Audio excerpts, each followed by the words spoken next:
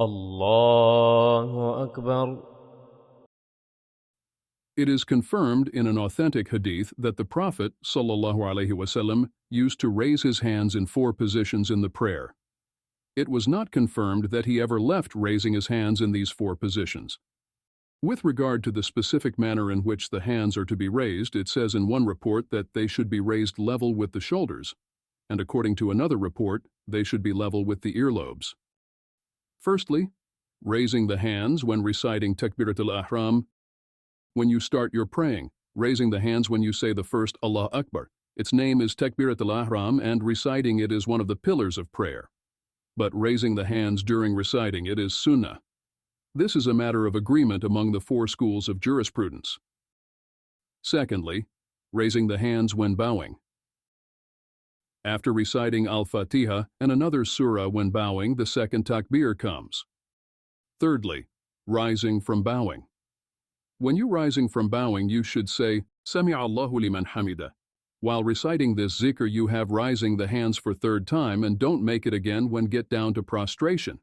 It is the position of the majority of the scholars among the companions, followers, and those after them. Fourthly, raising the hands when rising from the first tashahud. If you pray 3 or 4 rakat like the maghrib or isha and after finish the tashahud, then stand for 3rd rakah. Here is the 4th takbir. It is praiseworthy to raise one's hands when rising from the first tashahud. These are the positions mentioned in an authentic hadith from the Messenger of Allah ﷺ on the authority of Ibn Umar, may Allah be pleased with them, who said, the Prophet ﷺ raised his hands when reciting the opening Takbir, when reciting Takbir for bowing, when saying, Sami Allahu liman hamida,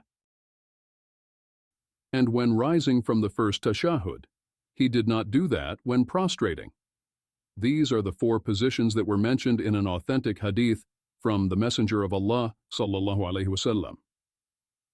Raising the hands at the points mentioned during the prayer is one of the sunnahs of prayer. Not doing the sunnahs of prayer does not affect the validity of the prayer.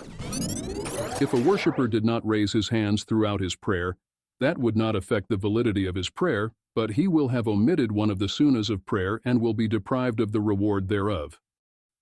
All perfect praise be to Allah, the Lord of the worlds.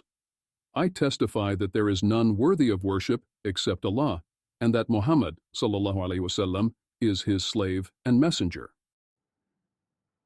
Allahu Akbar, Allahu Akbar, Allahu Akbar, La ilaha illallah, Allahu Akbar, Allahu Akbar.